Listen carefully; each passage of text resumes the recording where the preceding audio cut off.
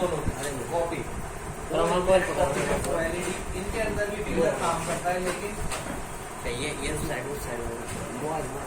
ये वाला 70%।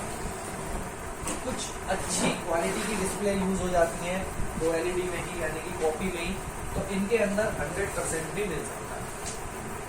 तो 70 to 100% मिल सकता है अगर अच्छी से अच्छी क्वालिटी की आप डिस्प्ले यूज कर रहे हैं तब।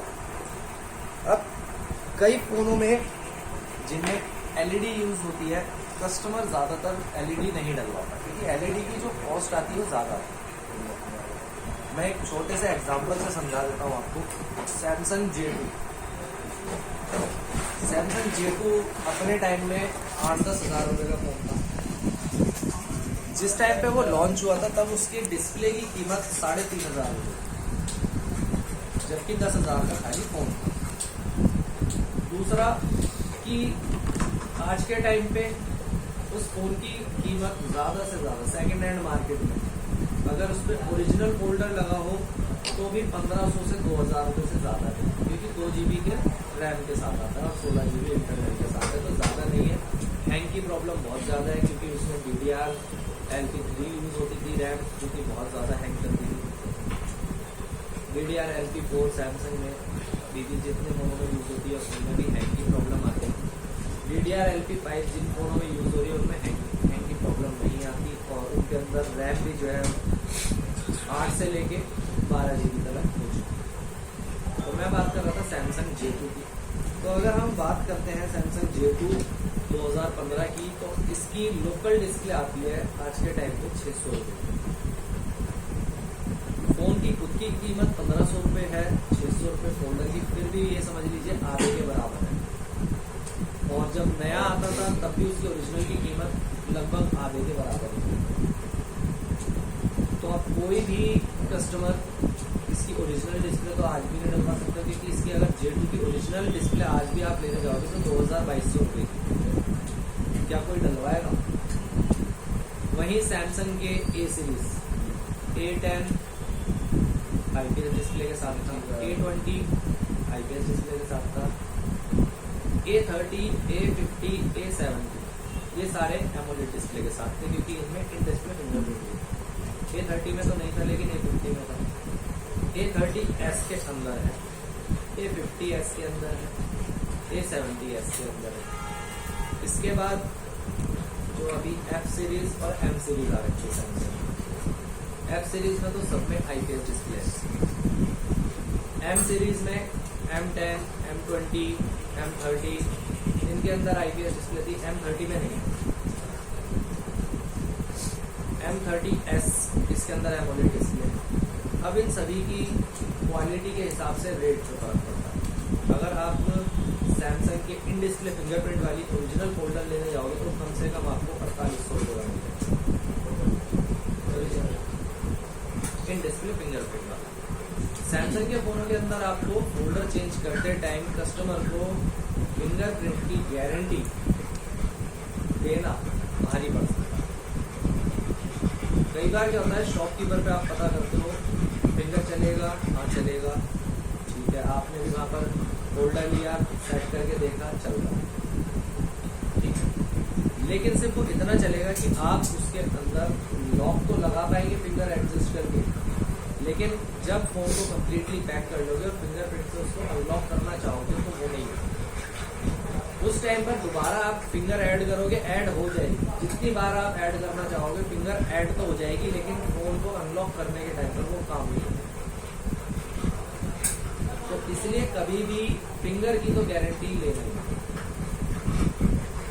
दूसरा कि ये जो गारंटी है सैमसंग में कई बार दिक्कत करती है। क्यों? क्योंकि अगर आप मार्केट से ओरिजिनल फोल्डर भी लेके आ जाओ और फोन में लगा दो, कई बार तो काम करता है, किसी कंडीशन में आप फंस सकते हैं, जैसे कि फिंगरप्रिंट कैलिब्रेशन का ऑप्शन आ जाता है। कैलिब्रेशन हटाने के लिए एक डिवाइस आता है, छोटा सा बॉक्स होता है, जो कि मार्केट में किसी के पास अवेलेबल नहीं है, क्योंकि कोई भी नहीं करता। इसके लिए सर्विस सेंटर भेजना पड़ेगा हेडसेट आपको, और वहाँ पर जो भी चार्जेस लगेंगे फिर वो पे करने।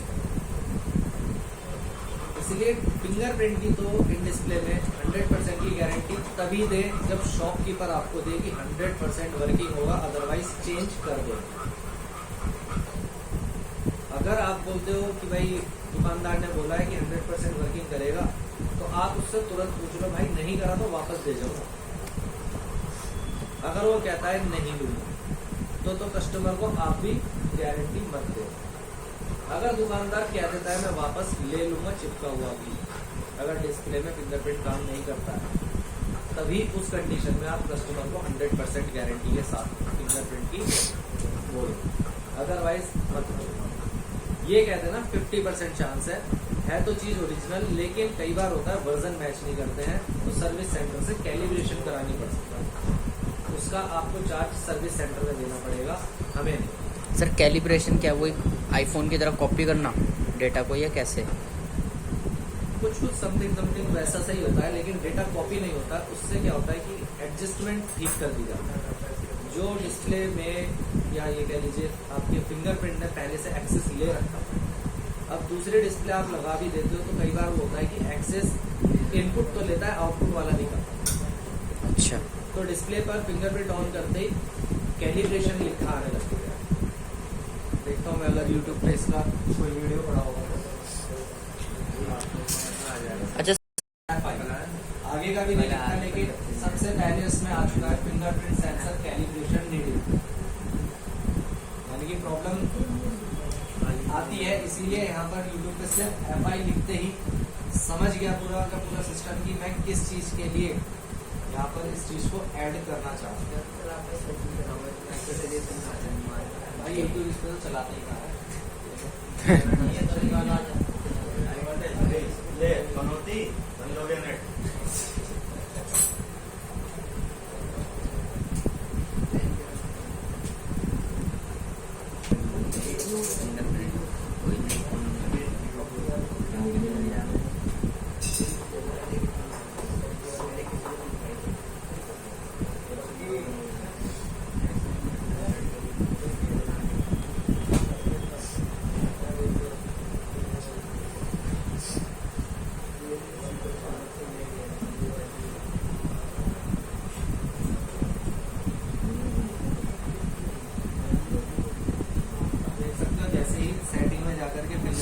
ऐड करने की कोशिश करी जाती है तो इस टाइप से लिखा आता है fingerprint sensor calibration needed.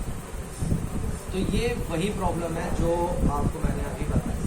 YouTube पे अक्सर आपको ये फेक वीडियो भी मिलेगी कि आप सेटिंग में ऐसे जाकर के करेंगे तो प्रॉब्लम सॉल्व हो जाएगी। कई बार हमसे भी हो जाती है, जैसे कि जो पहले फ़ोन में फिंगर ऐड थे हम उनको रिमूव करते हैं, फ़ोन को रीसेट करते हैं, रीसेट करके जब हम दोबारा से चेक करते हैं तो कई बार वो एक्सेस ले लेता है, लेकिन ऐसा हर बार पॉसिबल नहीं। लक बाई चांस कई बार होता है, फिंगरप्रिंट चेंज करते हो आप तब भी ये प्रॉब्लम है, क्योंकि जो फिंगरप्रिंट है आपका वो यूज सेकंड हैंड होगा, वो तब भी कैलिब्रेशन की प्रॉब्लम आ सकती है। तो ऐसा नहीं है कि हर बार सॉल्यूशन हो ही जाए। फिंगरप्रिंट सर जिसमें सेंसर अलग से दिया होता है, सेंसर हर फोन में अलग से ही दिया गया, जो इन डिस्प्ले आ रहे हैं वो उनके लिए भी है, तो वो भी सेंसर आपको अलग से ही मिलता है। डिस्प्ले के अंदर ही ऐड कर रखा होता है उससे, या कैसे होता है? मैं दिखा दूंगा, वो भी आपको कंफ्यूज मत हो या परेशान भी मत हो।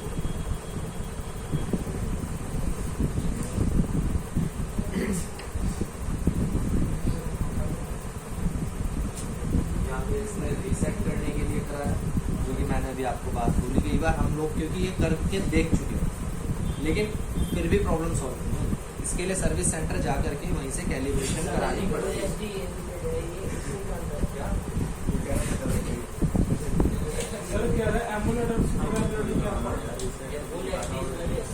HD तो यहाँ तक है, फुल HD तो ये रहेगा।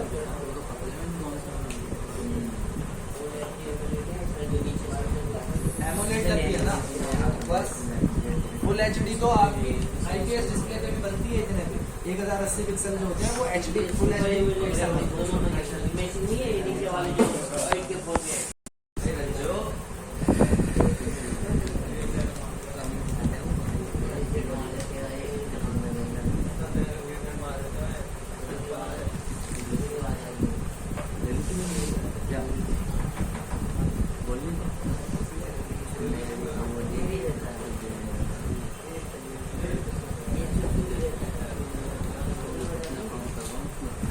अब यहाँ पर इसके में ऑप्शन खुल गया है, आपके में हमेशा हर बार खुल जाएगा ऐसा नहीं,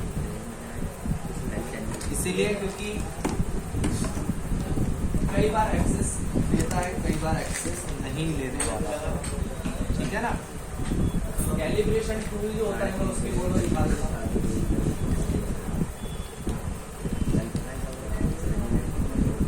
यहाँ पर ये एक्सेस ले भी लिया इसने, तब भी कई बार दिक्कत ऐसी आती है कि इनपुट तो ले लेगा, एक्सेस अनलॉक करने में फिर भी प्रॉब्लम रहेगी। तो इसीलिए मैंने बोला कि गारंटी मत ले ले।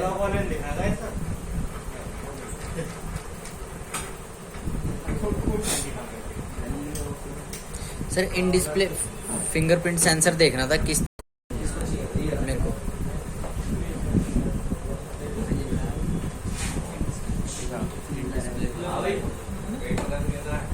वन टाइप का सेंसर है, सेंसर ही होता है इसमें, तो इनविजिबल रे निकलते हैं जो आपकी स्किन को पूरे को रीड करते हैं। पर जैसे यहाँ पे जो लगा होता है इसमें ये अलग चीज है, ये भी वही होता है अंदर से अलग है। ये बायोमेट्रिक पे आ जाता है, जो कि आपको टच करके इस पे स्कैन करना होता है, ये रीड करने वाला काम है।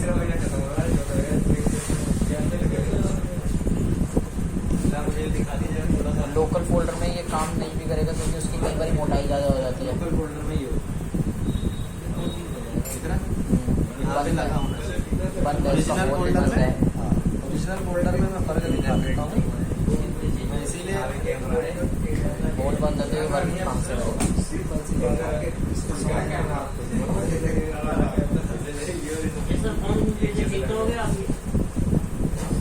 अभी ये देखो, वहाँ पर आपने जगह देख ली, ओरिजिनल फोल्डर ही है, उसके अंदर आपको होल दिखाई दे रहा है, यहाँ पे सेंसर के लिए भी दिखाई दे रहे हैं, जो फ्रंट सेंसर होता है, proximity sensor, embedded light sensor, face reading sensor, ये तीनों यहाँ पर काम करते हैं। ये इन डिस्प्ले फिंगरप्रिंट पीछे से यहाँ पर कटिंग रहती है, आप लोकल लोगे दिख रहा है यहाँ पर पैकिंग दे रखी है, पैकिंग तो दे रखी है, लेकिन सर अगर आप इसको पंच करके छेद कर भी लेते हो ना तो क्योंकि ये एलसीडी है और ये एमोलेड है। एमोलेड डिस्प्ले जो होती है सिर्फ एक शीशे पे बनी हुई होती है, और ये जो पन्नी लगी हुई है ना ये भी एक्स्ट्रा है इसके लिए, ये भी हटा दोगे तब भी ऐसा नहीं कि पीछे एक अंदर बोर्ड का सब कुछ दिखने लग जाए, वो भी नहीं दिखेगा। ये भी कर ही लेते हैं, दिक्कत नहीं है। ये डिस्प्ले से इतनी सी वाइट वाला ग्लास ये होती है एलईडी। देखो मैं दिखाता हूँ, हाथ में कोई मार लेना आपने, इसमें जो ये वाइट वाली दिख रही है ना शीशा, सिर्फ यही डिस्प्ले पूरी की पूरी इसी में टच है, इसी में ये पूरी डिस्प्ले, इसके ऊपर तो खाली कांच लगा हुआ पर प्रोटेक्शन। तो इसका मतलब आप देख लो कि एलईडी कितनी पतली होती है, और ये है आपकी कटिंग करी हुई। इसकी ओसीए तो होती नहीं होगी सर, सबकी होती। ये है आईपीएस डिस्प्ले बिना ग्लास के, दोनों की थिकनेस देख लो कितना का फर्क है।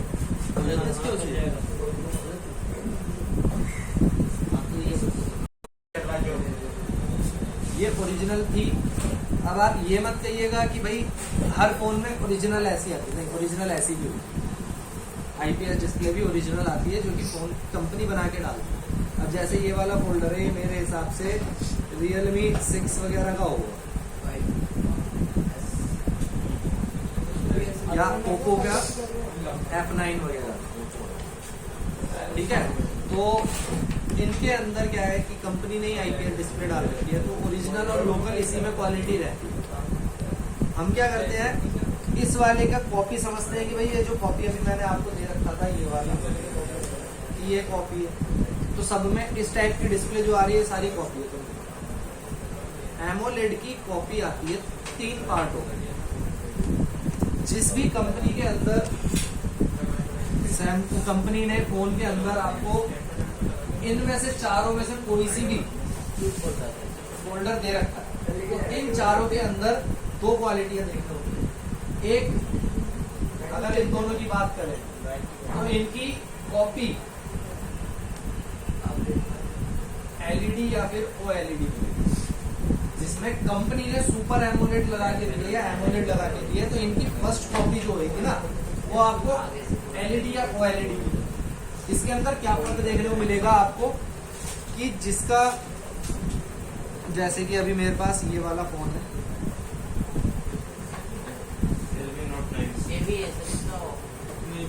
सुपर एमोलेड कौन सी आती है, जैसे अब ये, अब आप देख सकते हो कि इसकी बेजल कितनी सी, यहाँ की भी और ऊपर की भी, सब जगह की आप बेजल्स देखो कितनी। आप जब कॉपी लाओगे ना तो आपको ये ब्लैक एरिया थोड़ा ज्यादा मिलेगा। कॉपी फोल्डर के अंदर ब्लैक एरिया जो है आपको यहाँ पे जो दिख रहा है ना इतनी सी, ये डिस्प्ले अंदर की छोटी हो जाती है। तो सर चाहे फर्स्ट कॉपी क्यों ना हो, बिल्कुल। तो फर्स्ट कॉपी के ऊपर भी ओरिजिनल भी मिल जाता है या ओरिजिनल नहीं मिलते मार्केट में? आईफोन में रेटिना, आईफोन के अंदर retina display. Retina sir AMOLED से भी ऊपर है? नहीं, फुल एचडी में आती है, एमोलेड से नीचे। अच्छा, एलसीडी से ऊपर। आईपीएस से ऊपर आती है लेकिन एमोलेड से नीचे। अब फिंगरप्रिंट आपने देख लिया इन डिस्प्ले में कैसा होता है, कहाँ पे कैसे उसके अंदर काम करने का फंक्शन रहता है, क्योंकि एमोलेड डिस्प्ले इनविजिबल रहती है उस जगह पर से, यानी कि आर पार जाने। अब इनकी कटिंग की बात, पहले के फोन जो थे 2005, 2008, 2010 तक, इनके अंदर आपको 3G फोनों की बात कर रहा हूँ मैं, डिस्प्ले और टच अलग अलग देखने को मिला करती थी, यानी कि एक साथ कंबाइंड नहीं रहती थी, जैसे कि अभी के ये वाले। उनकी डिस्प्ले और टच में सिर्फ साइडों में ग्लू लगी रहती थी, बीच में ग्लू नहीं होती। ठीक, इसके बाद स्टार्टिंग के 4G फोन जैसे Samsung grand prime, Samsung grand 2 4G phone थे, है ना, और जोलो के कई मॉडल थे जो कि 4G में आते थे, इंटेक्स वगैरह के भी कई मॉडल थे। ये सब में डिस्प्ले और टच अलग अलग ही रहते, तो जिसमें कंपनी ने अलग अलग दे रखी है ना, उसका आपको फोल्डर नहीं मिलेगा और ना ही दुकान पे जाकर के फोल्डर, दुकान वाला आपको बेवकूफ समझता है। दूसरा कि जिन फोनों के अंदर ग्लास लगा हुआ आता है, जैसे फिलहाल मेरे हाथ में जो फोल्डर है Vivo Y71 का या V7 प्लस, इसके अंदर ग्लास आता है। लोकल फोल्डर इसमें भी दो क्वालिटी के होते हैं, एक टच वाला फोल्डर मिलता है, एक ग्लास वाला। अगर आपने टच वाला खरीदा और ग्लास वाला, दोनों के रेट में सिर्फ 100 रुपए का अंतर होता है, ज्यादा से। आपने 100 रुपए बचाने के चक्कर में ग्लास वाले की जगह टच वाला खरीद लिया। आप मार्केट में, अब कभी आपके पास दोबारा आया, टच टूटी हुई थी, चेंज करनी है, ठीक है, आप कटिंग कर दोगे डिस्प्ले की, अब वहां ले जाकर के शॉप पे उसकी टच मांगोगे ना तो नहीं मिलेगी। सेम आईफोन 5, 6, 7 टच वाले फोल्डर आते हैं, लोकल ग्लास वाले आते हैं, उसमें ओरिजिनल कंपनी ग्लास वाला देती है, मार्केट में भी ग्लास ही मिलता है, टच नहीं मिलता। अब बात करें हम सैमसंग के J2, J7 की, तो इनके अंदर क्या है ना, डिस्प्ले कनेक्टर पे इनका कनेक्टर लगा हुआ ग्लास होने के बाद। ग्लास होने के बाद भी सैमसंग के कॉपी फोल्डरों पे आपको हमेशा कनेक्टर लगा हुआ मिलेगा, जैसे कि फिलहाल इस पे भी दिख रहा है ना यार, टच का कनेक्टर।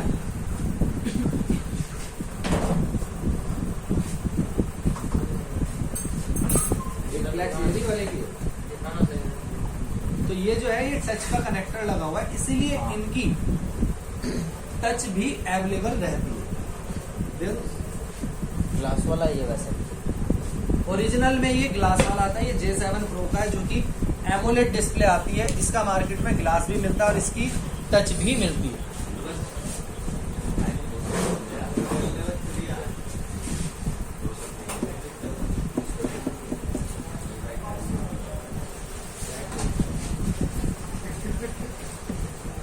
ठीक है, तो हर फोल्डर की टच मिल जाएगी ऐसा नहीं, आपको मार्केट में पता करना पड़ेगा, पता करके ही कटिंग करनी पड़ेगी। मैंने बोला था ना कि 10% उसका पंगा रहता है कि उतरने के बाद ही पता चलेगा। उतरने के बाद ही पता चलने का कारण यही था कि कई बार इस टाइप के फोल्डर जो होते हैं IPS, इनमें भी आपको देखने को मिल जाएगा ग्लास वाला और टच वाला का पंगा। ठीक, तो ये समझ करके ही काम करना है। अब कई बार तो प्रॉब्लम हो ही जाती है, जैसे कि आपने कस्टमर को बता दिया था टच का खर्चा, अब मार्केट में टच अवेलेबल नहीं है तो क्या करें, और फोल्डर आपने उतारा। तो इसमें अगर आपको फंसना नहीं है या फ्री में काम करके नहीं देना, तो एक बात याद रखना है, कटिंग करने से पहले ही आपको सिर्फ पता कर लेना है कि उसका ग्लास अवेलेबल है या टच भी अवेलेबल है। टच अवेलेबल नहीं है, सिर्फ ग्लास है, ये चीज आप पता कर ले। जैसे सैमसंग A50 की टच वाला फोल्डर आता है, लोकल फोल्डर, मार्केट में उसकी टच नहीं मिलती। आप कटिंग कर दोगे, डिस्प्ले तो ओके आप पे रखी रहेगी, लेकिन टच नहीं मिलेगी। और जब टच ही नहीं मिलेगी तो खाली ग्लास लगा के उस पर क्या करेगा कस्टमर? तो कहेगा फोल्डर जब तक चलेगी नहीं तो उसको क्या फायदा। ऐसे में अगर आप मार्केट में पता कर चुके होगे कि हाँ भाई इसकी टच नहीं आती, तो कस्टमर को आप बता सकते हो कि भाई ऐसा है कि आप लोकल फोल्डर ले रखे हो। अगर आपने ओरिजिनल ले रखा होता, ओरिजिनल है 4800 रुपये का, आप लगवा रहे हो 1200 रुपये वाला, भाई कस्टमर से तो 400-500 फालतू लोगे। ये मत कह देना कि सर जी फोल्डर तो 700 रुपये, 1200 ही बताओ। तो कस्टमर को सीधा सा बताया आपने कि भाई ये 4800 रुपये का ओरिजिनल आता है, इसकी जगह 1200 रुपये का लगा दे, यानी कि सिर्फ मात्र 25% पे कर रहे हो और काम सोच रहे हो कि आपको 100% मिल जाएगा। तो ऐसा थोड़ी ना, लोकल है, लोकल में कुछ तो कमी होगी तभी तो सस्ता मिल रहा है। कहाँ 4800 यानी कि कहाँ 5000 और कहाँ 1200 यानी कि 1000 रुपये। तो 5000 से 1000 रुपये की चीज ले रहे हो, कंपेयर नहीं होगा। आप सोना लेके आते हो, सोना आता है 23 कैरेट का एक ज्वेलरी और एक वहीं पे पीतल पहन के चलते हो, तो बेफिक्र इसीलिए तो चलते हो ना। लेकिन जहाँ सोना सोना अपनी जगह और पीतल पीतल है अपनी जगह। वही डायमंड की तुम ना कीमत लेने वाले, होता है। तुम तो पॉलिश करी हुई वाली चेन पहन लेते हो कि भाई अपने ऊपर मत लेना, कस्टमर के ऊपर है भाई। समझाने के लिए किसी भी टाइप के एग्जांपल सेट कर सकते हो, जिससे कि कस्टमर को डायरेक्टली जो गैप है और उस गैप के बीच में जो आपसे तो वो बहस कर रहा है ना, आपसे तो बहस कर रहा है कि भाई मेरी इसमें मैं टच पहले चेंज करवा चुका हूँ, अब क्यों नहीं टच चेंज हो रही। तो भाई पहले उसका ओरिजिनल फोल्डर था, ग्लास चेंज हुआ था तो हो गया, काम चल गया। अब डिस्प्ले भी फूट गई उसकी, तो इस बार उसने लोकल फोल्डर लगवा लिया, अब इसमें टच नहीं डल सकती। कई कस्टमर बहस करने को उतार हो गया है ना, क्योंकि भाई उसकी भी गलती नहीं वो है। हल्का फील करवाते हैं दुकानदार को, तेरे बस की नहीं है, तेरे को आता है नहीं। ना भाई, दुकानदार तो किसी भी तरीके से कस्टमर को अगर सेटिस्फाई कर सके वो दुकानदार होता है। खुद उस कस्टमर को हावी होने दे ऐसा दुकानदार नहीं। तो दुकानदार के पास हर तरीके की बातचीत होनी चाहिए। तो आप कैसा एग्जाम्पल उसको दे सकते हो वो चीज के लिए मैं बता रहा हूँ। तो उसको उसका गैप और गैप के बीच का अंतर समझाना बेहद जरूरी होता है। तो कस्टमर आपकी बात से सेटिस्फाई भी होगा। जो फोल्डर वो चेंज करवाने आया था टच, उसके बदले वो फोल्डर चेंज करा देगा। ठीक, अब इसमें भी मैं आपको क्वालिटी की बता रहा था यहाँ कॉपी। अब एमोलेड और सुपर एमोलेड की कॉपी आती है एलईडी और ओएलईडी। एलईडी और ओएलईडी की कॉपी इसकी आती है एलईडी 2।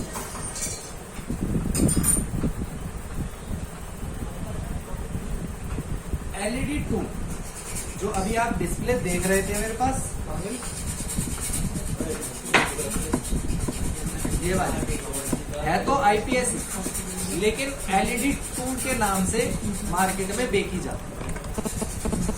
एलईडी नहीं है लेकिन सिर्फ नाम एलईडी 2। एलईडी 2 होने से क्या है कि इसमें टच नहीं आएगी, इसमें ग्लास आएगी। ग्लास कैसे? जैसे इन वाली था, इसमें तो खाली ग्लास ही था, टच का अलग से कोई पत्ता नहीं है, इसकी डिस्प्ले में ही है पत्ता। तो इसी की डिस्प्ले को जब हम इसमें लगा देते हैं ना ओएलईडी की कॉपी में, तो 19-20 का फर्क देखने को मिलेगा।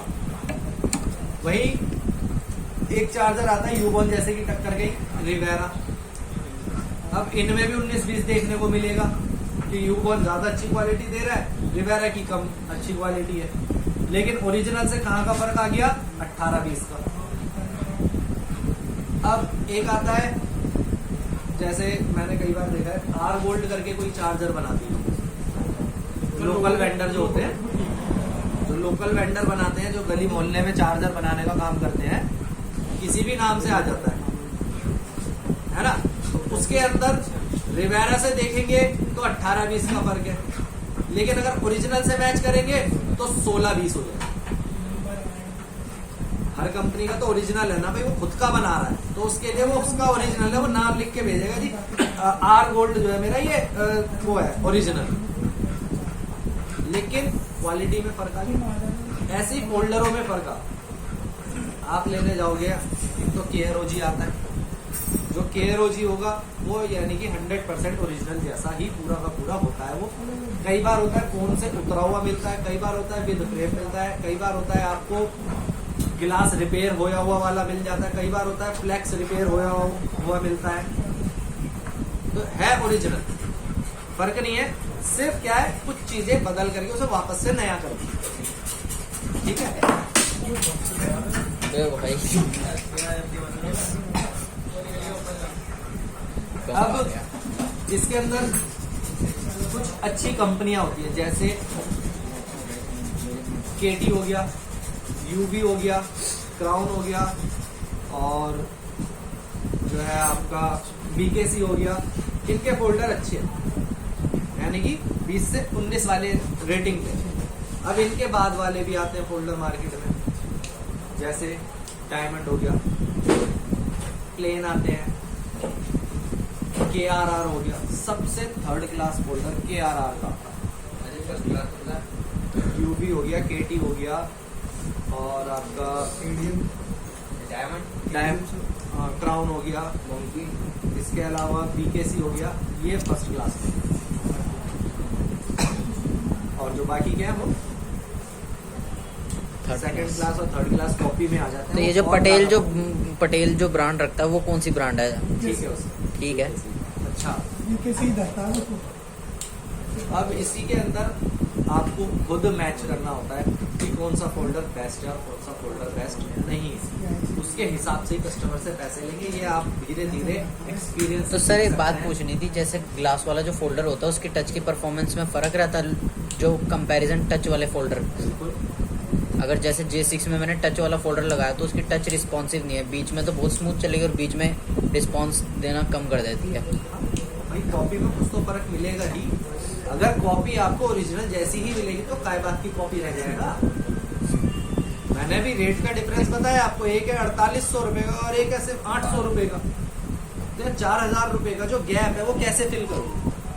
कहीं ना कहीं तो कुछ ना कुछ चीजों से कॉम्प्रोमाइज करना पड़ेगा, तभी तो पूरी होएगी। नहीं तो भाई लगा लो 4800 रुपए और ले लो फील वैसा का वैसे। तो इसलिए जो कॉपी लगाओगे तो आपको कहीं ना कहीं कॉम्प्रोमाइज करना पड़ेगा। अब इनकी कटिंग की बात करते हैं। एमोलेड डिस्प्ले जो होती है, मैंने क्यों ऐसा बोला कि एमोलेड डिस्प्ले सबसे आसान लगती है या सबसे अच्छी होती है। एमोलेड डिस्प्ले जैसे कि अभी फिलहाल मेरा ये वाला फोल्डर है ना, अगर ये डिस्प्ले ओके होती तब भी हम इसकी भी कटिंग अच्छे से कर सकते। कैसे? इसे किसी भी साइड से एक तो सेपरेटर पे हम फिक्स कर सकते हैं, क्योंकि जो इस टाइप वाले फोल्डर आते हैं ना, इन्हें आप सिर्फ टच वाली साइड से ही फिक्स करते हो सेपरेटर पे। तो सेपरेटर पे आप सिर्फ इसी वाली साइड से रख सकते हो, इस साइड से नहीं रख सकते। अगर इस साइड से रखोगे डिस्प्ले के अंदर पूरा का पूरा इतना एरिया बबल्स का दिखाई देगा कि उस पे पीछे छपा हुआ दिखेगा कि डिस्प्ले में ऐसे बॉल्स बने हुए हैं। लेकिन इसके अंदर आपको ऐसा कुछ नहीं देखने को मिलेगा। दूसरा कि इस टाइप के फोल्डर ज्यादा हीट हो गए तो अंदर आपको ऐसा लगेगा जैसे क्रश हो गया और सिकुड़न सी दिखाई देगी डिस्प्ले के ऊपर हीट होने की वजह। कई बार तो लाइन भी आ जाती है, ऐसा नहीं देखने को मिलेगा। इसके अंदर थोड़ा बहुत हीट ज्यादा हो जाने पर निशान जल्दी आ जाते हैं, ब्लैक स्पॉट। इसके अंदर आपको नहीं देखने को मिलेगा। इन फोल्डरों को उतारने में, यानी कि आईपीएस फोल्डरों को उतारने में फ्रेम पर से ग्लू रिमूवर को बहुत देख करके यूज करना पड़ता है कि अगर एक बूंद से ज्यादा रिमूवर डिस्प्ले के अंदर चला गया तो सारी शीट खराब कर देता है। डिस्प्ले में निशान आ जाएंगे, बादल हो गया, जैसे लिक्विड डैमेज के आ जाते हैं ना, तो डिस्प्ले के अंदर आ जाएंगे। इस फोन के अंदर आप पूरी की पूरी शीशी पलट दो, कोई दिक्कत नहीं, चाहे फोल्डर निकालने में, चाहे ग्लू साफ करते टाइम पे, चाहे किसी भी तरीके से आप इसको पूरा का पूरा अगर डिवॉल्व करके भी बाहर निकाल लोगे ना, तब भी इसमें कोई दिक्कत नहीं। तो आसान कौन सा होता है, ये हुआ बस। ये जितना पतला है इस पे हाथ भी उतना आराम से चलाना पड़ेगा। देख चुके हो कितनी पतली डिस्प्ले होती है एमोलेड की, या मैं कटिंग करी हुई भी दिखा देता हूँ, बहुत आराम से।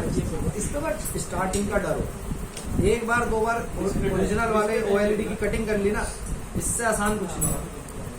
क्या तो रहा हूँ मैं, हाँ, क्योंकि महंगी होती है। अब भाई किसी के फोन पे ओरिजिनल पे काम कर रहे हो, आप कितना ज्यादा से ज्यादा चार्ज कर सकते हो ग्लास चेंज करने का?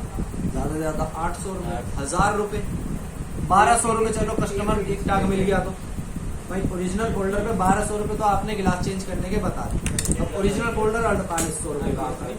अगर आपसे टूट गया तो कस्टमर तो ओरिजिनल ही मांगेगा। 1200 इसी नाम के तो दे रहा था, वरना तो 600 रुपए वाले से करवा लेता और रिस्क उस पर डाल देता।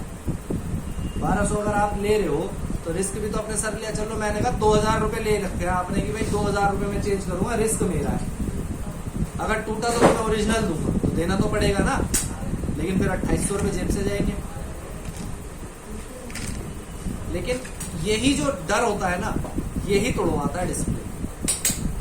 इसके एक से दो फोल्डर आपने कटिंग करे नहीं ओरिजिनल के, कि ये डर आपका गायब हो जाएगा, और इससे आसान कोई और फोल्डर नहीं लगने वाला। और सबसे ज्यादा पैसा देने वाला OCA में यही फोल्डर होगा। इसका अगर पत्ता भी कट जाए ना आपसे तो भी कोई दिक्कत नहीं है, ग्लास उतारो, मार्केट ले जाओ, 500 रुपए में चेंज हो जाता है। ये फ्लेक्स भी हो जाती है, LCD की नहीं होती। LCD की नहीं, IPS और रेटिना की नहीं होती। LED, OLED, AMOLED, super AMOLED, यानी कि जिसमें भी LED वर्ड मैंने यूज कर रखा है। देख लेना, इसका भी समझ लो, वो तो कॉपी वर्जन है, IPS को ही LED बोलते हो। तो इनमें किसी का भी पत्ता अगर कट जाए आपसे तो चेंज हो जाएगा। टेंशन मत लेना कि यार डिस्प्ले या फोल्डर खराब होगी, खराब नहीं करेगी, ठीक है ना। नहीं नहीं, बेशक HD+ हो, IPS है। राजेश अपना फोन दिखाना, तुम्हारा इन डिस्प्ले फिंगर है ना, ठीक है ना। तो ये इसके बारे में था। सर इसमें इन डिस्प्ले फिंगर है, ये कौन सा है? एमोलेड में ही इन डिस्प्ले फिंगरप्रिंट मिल सकता है। अभी यही तो चीज समझा रहा हूँ भाई, तुम Vivo V20 LED folder market में आ चुका है, इसका कॉपी में 1900 लो भाई 1900 चक्कर, और लोकल तो फिर 1000 रुपए का आएगा ही। ओरिजिनल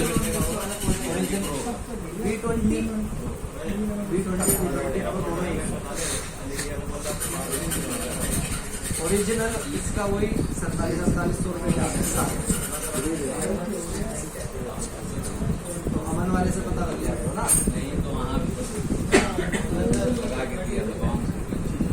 पता तो लग गया अमन वाले से, रेट तो पता चल जाएगा कि फालतू मांग रहा है या क्या है। और इसीलिए तो नहीं है कि सबको कॉल करके कम से कम रेट तो जेन्युइन वाला मिल जाएगा।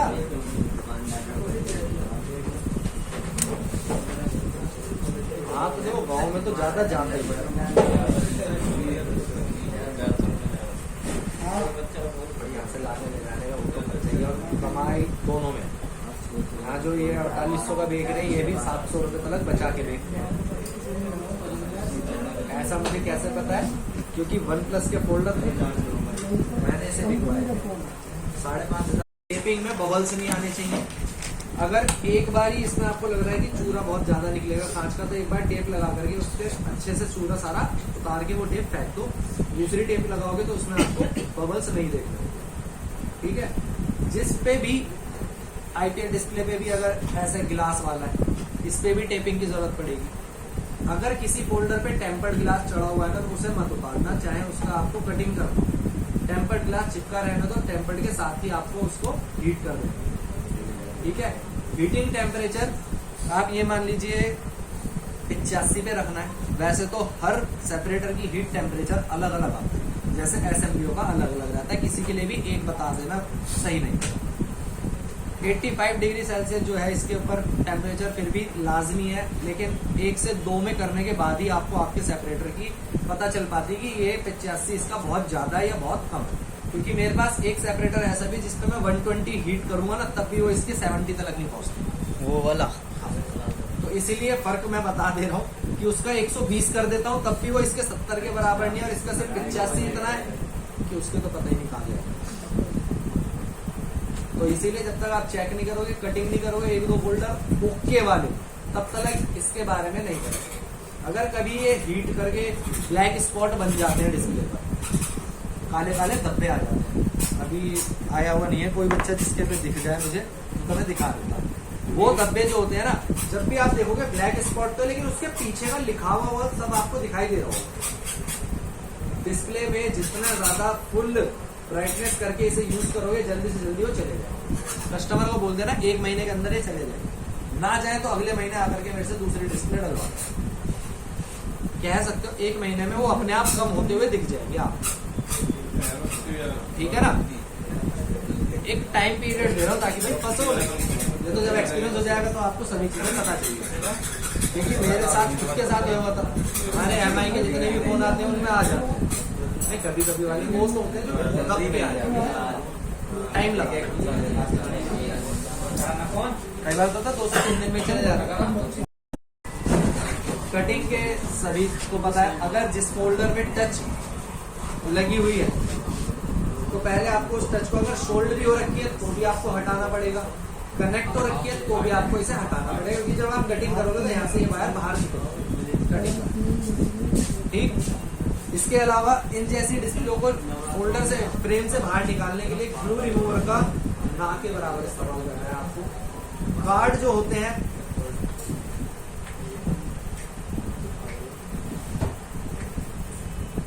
इन वाले कार्डों का मैं इसलिए इस्तेमाल करता हूँ क्योंकि हीट में ये खराब नहीं होते, इनके से कोने मुड़ जाते हैं, कैंची लेकर के आप उतना कोने को काट देंगे, ये फिर से काम, ठीक है।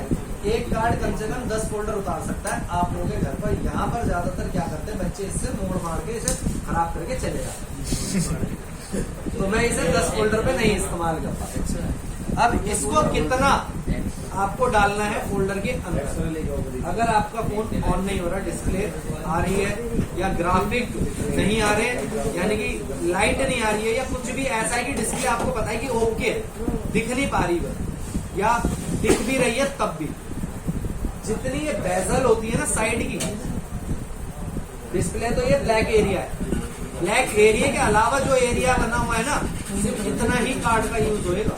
अगर इतना है तो सिर्फ इतना ही जाएगा कार्ड, इतना नहीं जाना है, इस बात का ध्यान रखना है। अगर इतना कार्ड के अंदर कर दोगे तो ये डिस्प्ले की शीट में जाएगा, जिसपे आपको निशान दिखाई देंगे ग्लू रिमूवर के या ग्लू के।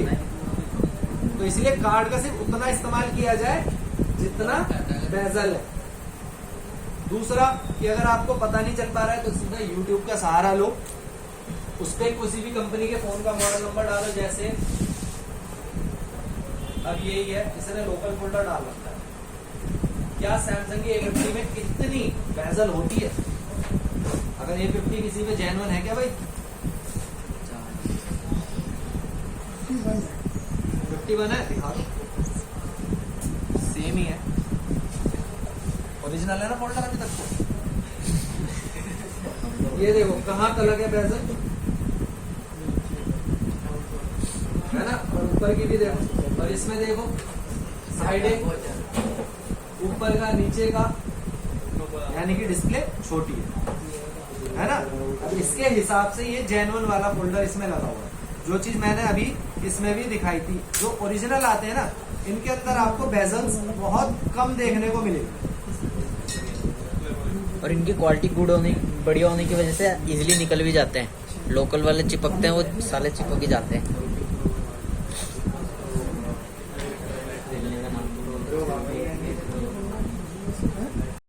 ओरिजिनल हो, वहीं लोकल की बात करोगे तो बेजल्स बहुत ज्यादा देखने को मिलेगी, ठीक है। तो इसके अंदर इतना ही कार्ड जाना है। ये आप यहाँ पर उसके फोल्डर को देख लेंगे कितना लगा है कितना नहीं लगा, ओरिजिनल है कॉपी है। यूट्यूब पे थोड़ा टाइम दे करके सर्च कर लिया फोल्डर उतारने से पहले। तो इन सभी बातों का ध्यान रखोगे, कोई भी फोल्डर बिना डैमेज करे आप इजीली निकालिए, ठीक है। इसके बाद आता है पोलराइजर शीट, कुछ इस टाइप की होती है।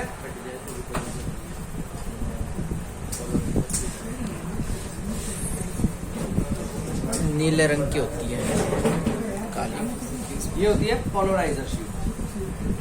ये वाली शीट एक साइड इसके चिपकन होती है और एक साइड होती है प्लेन, क्योंकि यहाँ पर प्लेन है, चिपकन नहीं है इसके। चिपकने वाली साइड नीचे लग जाएगी डिस्प्ले के ऊपर। तो इसके अलग अलग वर्जन आते हैं, अलग अलग कलर में मिलती है, यानी कि ब्लैक ही देखने को मिलेगी, लेकिन डिस्प्ले पर आपको इसका फर्क देखने को पता चल जाता है। तो जब भी कभी किसी फोन की पोलराइजर शीट आप लेने जाते हो तो फोन को साथ में लेके जाना पड़ेगा। वहां पर डिस्प्ले को ऑन करके उस पर पोलराइजर शीट लगा करके रख करके आपको ग्राफिक चेक करने होते हैं। अगर आप ऐसा नहीं करते हो तो आप गलत शीट ले आओगे। 50 रुपए की आती है इतनी सी, वैसे 4A साइज की आती है 100 रुपए की, लेकिन देता कोई नहीं, देंगे सिर्फ इतनी ही। क्यों? क्योंकि उनको ये महंगी पड़ती है वैसे 4A साइज की 100 रुपए बेचनी, तो वो इसी से 3 निकाल करके दे देते हैं, तो 150 रुपए की बनती है। अब इसपे से अगर कभी कट जाए थोड़ी सी भी पोलराइजर, तो बाकी पोलराइजर कैसे उतारी जाएगी? ब्लेड से। सबको नहीं पता ना। बाकी की पोलराइजर शीट जो होती है डिस्प्ले को हीट कर करके ब्लेड से उतारी जाएगी, ठीक है। ब्लेड से कैसे उतारते हैं मैं पहले थोड़ी सी काट के हटा करके दिखा देता हूँ, उसके बाद बाकी की उतारने वाली।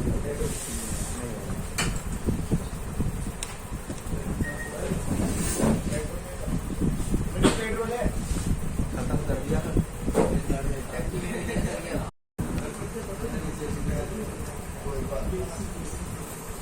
अब ये देखो, ये जो मैंने कटिंग करी है इसकी, ये होती है पोलराइजर। कई बार ये इस तरीके से उतर जाती है डिस्प्ले पर, कटिंग वायर की वजह से। कटिंग वायर से फंस करके कट जाती है। अब इस साइड की कट जाए या कहीं की भी कट जाए तो हमारे को ये पूरी की पूरी बदलनी पड़ेगी। अब पूरी उतारने के लिए इसे फिर से हीट करेंगे और जहां से ये कटी हुई दिख रही है ना, इसी को प्रॉपर ब्लेड से उतार देंगे।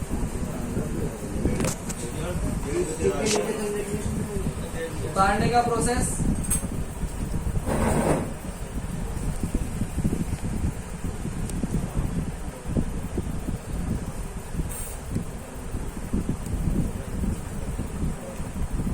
इस टाइप से ब्लेड फंसाया तो बस उतारते जाओ। हीट करके मैं दिखा दूं क्योंकि मेरे को इस साइड से करना होता है। हाँ?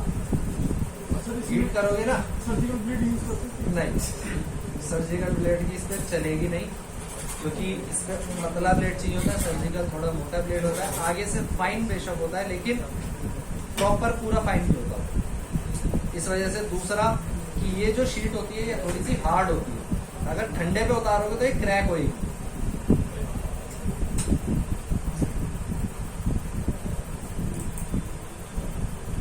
अगर वैसे पन्नी होती तो फ्लेक्सिबल होकर के वह यूं ही हो जाती है। ऊपर चेक करके देख सकते हो आप सब भी। इसीलिए इसे हीट करके तब उतारा जाता है। हीट करके जो होती है थोड़ी सी नरम हो जाती है, मुलायम, तब हम इसको उतार सकते हैं आसानी से। फायदा नहीं है, शीशा टूटा हुआ है तो सर अगर हम अपने